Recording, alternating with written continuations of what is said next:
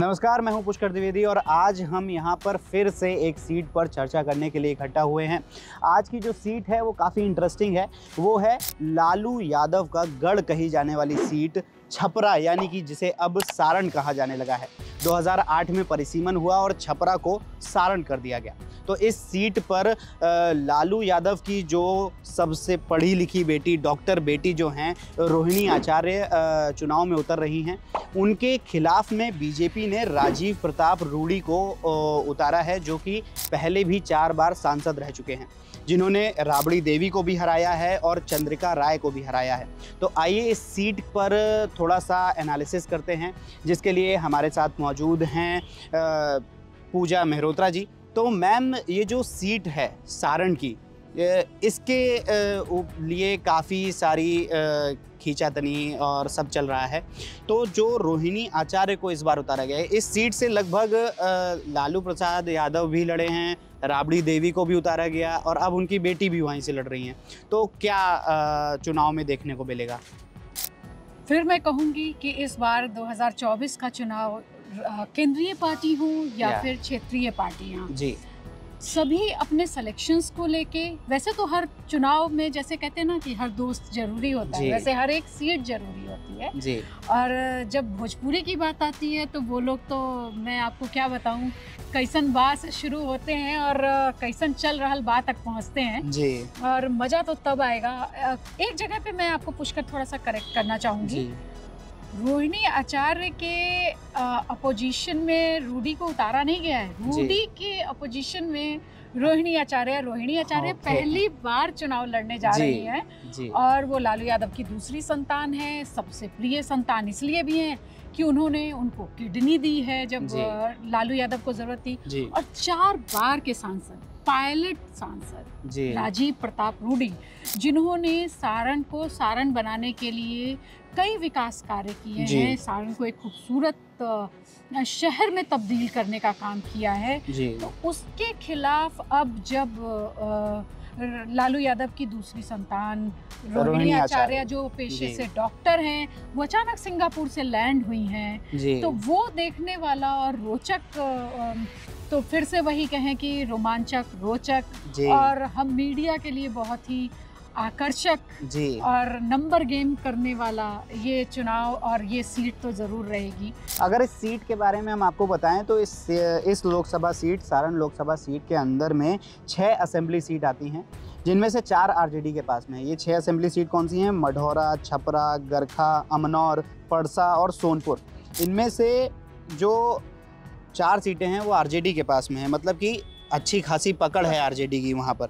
और 2008 से पहले जब परिसीमन नहीं हुआ था तो इस सीट का नाम था छपरा, जहाँ से लालू यादव कंटेस्ट करते थे। और अब 2008 के बाद से इसका नाम सारण कर दिया गया है। और यहाँ पर अगर वोट बैंक देखा जाए तो वोट बैंक भी काफ़ी मिला जुला वोट बैंक है। राजपूत भी हैं, यादव भी हैं, मुस्लिम भी हैं, दलित भी हैं। परसेंटेज की बात करें तो 23% राजपूत हैं, 25% यादव हैं, 13% मुस्लिम और 12% दलित और बाकी SC ST में आते हैं। तो काफ़ी मिला जुला वोट बैंक है। तो क्या इस पे राजनीति पे कुछ असर पड़ सकता है? देखिए, बिहार की राजनीति तो MY की राजनीति ही है, यादव और मुस्लिम की जी। और आप जो ये आंकड़े बता रहे थे, वो आंकड़े तो हमेशा ही लालू को जगाते रहे हैं। 1977 से उनका गढ़ रहा है, उन्होंने चुनाव लड़ा और वो इतनी सेफ पार्टी, इतनी सेफ सीट है ये कि लालू यादव वहाँ से लगातार सांसद बनते, 4 बार सांसद बने जैसा कि। और अब आप देखिए ना, खुद भी रूडी भी 4 बार के सांसद हैं। बिल्कुल। और फिर भाजपा ने जो कभी भी सीट किसी की भी काट रही है, पुराने वाले रिपीट नहीं हो रहे हैं, रूडी पे विश्वास जताया है। तो आप समझिए कि जैसा कि आपने बताया कि यादवों की लंबी 25% है जी, 25%। और दूसरा राजपूत है तो जी, और 23% के पास वो भी हैं और मुस्लिम हैं तो यादव, मुस्लिम, SC ST वो सारे के सारे चले जाते हैं लालू यादव के खाते में। लेकिन इन सारे ऑड्स और इवन के बीच में भी 2014 का चुनाव रूडी ने हराया राबड़ी देवी जी को, जो कि लालू यादव की पत्नी है और पत्नी है और पूर्व मुख्यमंत्री भी रही हैं। तो जैसा कि मैं आपको पहले भी बोलती रही हूँ कि अब मतदाता सतर्क हो रहा है, उसे अपने अधिकार पता है। सारण बहुत तेजी से विकसित हो रहा है, इंडस्ट्रियल एरिया में कन्वर्ट हो रहा है, रोजगार दे रहे हैं रूडी साहब। उन्होंने कहा कि कुछ कई हजार के प्रोजेक्ट वहाँ चल रहे हैं। तो इन सब को देखते हुए फिर वो मुझे लगता है कि बिहार तनिक बदल रहा है।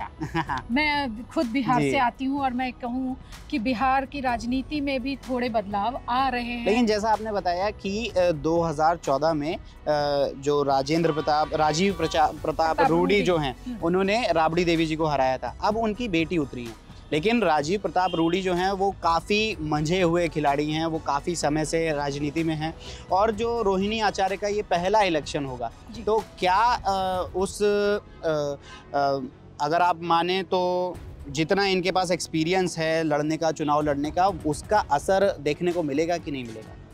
पुष्कर, अगर मैं कहूँ तो महिला को तो आपने उतार दिया जी, लेकिन लालू यादव को ये नहीं भूलना चाहिए। और ये नहीं भूलना चाहिए हमें कि चंद्रिका राय जो लालू यादव के समधी हैं, तेज प्रताप यादव के ससुर जी, उनकी ऐश्वर्या राय जो बेटी के साथ जो व्यवहार हुआ उनके परिवार में, तो आप एक बहू के साथ इस तरह का व्यवहार कर रहे हैं, तो ये सब दिखता है। और ये सब दिखता ही नहीं है, इसका असर पड़ता है।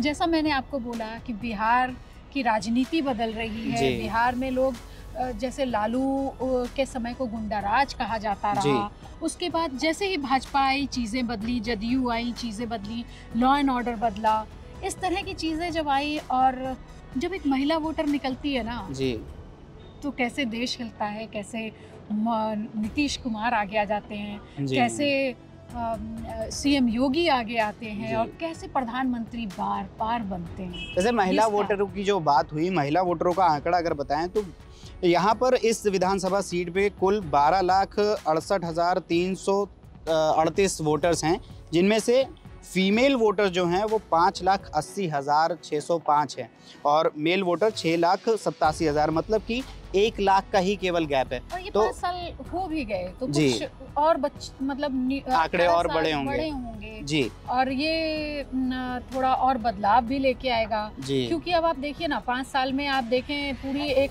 समाज बदल गया है जी, विकसित देश की तरफ बदलता हुआ रहा, समीकरण बहुत बदले। उस समय भी जब 2019 का चुनाव था, आरजेडी का वहाँ पे बोलबाला था जी, बिल्कुल और 14 में भी बोलबाला रहा है। ऐसा नहीं है कि हमेशा से ही भाजपा वहाँ या जदयू रही है, तो जदयू रही है तो उसके साथ उनका गठबंधन भी रहा है। उसके बाद भी अगर क्षेत्रीय पार्टियों में रूडी जीत के निकल आते हैं तो ये एक रिमार्केबल और कहीं ना कहीं विकसित देश की परिकल्पना, विकसित राज्य की परिकल्पना, और जिस तरह से बिहार वाले अब अपने बिहार फर्स्ट को लेके आने की कोशिश में लगे हैं, वो चीज़ें बदलाव तो लाएंगी ही लाएंगी। एक और 2 बातें मैं बताना चाहती हूँ। सारण पुष्कर बहुत ही ऐतिहासिक जगह रहा है जी। और सारण के दियारा से ही जयप्रकाश आंदोलन, मतलब आंदोलन की धरती है सारण को अगर कहें, जयप्रकाश आंदोलन का वहाँ पे जन्म हुआ। और राहुल सांस्कृतायन, शायद आधी जनता जो हमारे देखने वाले हैं वो 35 से कम उम्र की वाले हैं, तो मैं उनको बताना चाहती हूँ कि राहुल सांस्कृतायन किसान आंदोलन जो आप लोग सुन रहे हैं वो अभी के नहीं, 1920 में जब पहली बार किया तो राहुल सांस्कृतायन जो बहुत बड़े लेखक भी हमारे रहे, उनके नेतृत्व में वो मठ में रहे। तो इस तरह की ऐतिहासिक सीट पे तो हमेशा ही लोगों की नज़र होती है और वहाँ पे कहीं ना कहीं एक आंदोलन की खुशबू जो है वो निकलती रहती है। तो इस तरह से तो काफ़ी रोचक और राजनीतिक रूप से बहुत स्ट्रॉन्ग संदेश देने वाला ये चुनाव होने वाला है। तो जैसा कि हमने देखा कि राजीव प्रताप रूडी और वर्सेस रोहिणी आचार्य का जो ये चुनाव होने वाला है वो बेहद ही रोमांचक और राजनीतिक रूप से बेहद स्ट्रांग होने वाला है। आपकी इस पर क्या राय है, आपको क्या लगता है, हमें कमेंट सेक्शन में ज़रूर बताएं और ये भी बताएं कि आप अगला एनालिसिस किस सीट पर चाहते हैं। तब तक के लिए जुड़े रहिए DNA के साथ।